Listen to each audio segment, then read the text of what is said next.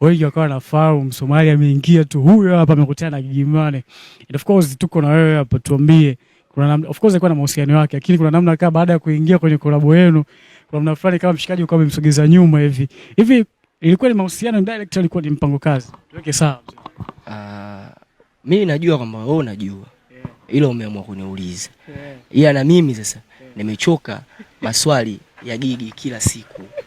Ufanye kazi. Yani ifahamike kwamba tulikuwa tunafanya kazi. Sawa.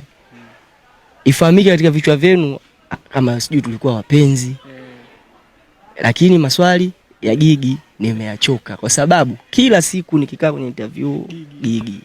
Mwisho wa siku sasa nitaonekana mimi miayusho. Unaweza kuongea shit. Siwezi kuongea shit, sasa domo langu mimi sio la kuongea shit bro. Mimi naongea fact yani. Si unajua bwana.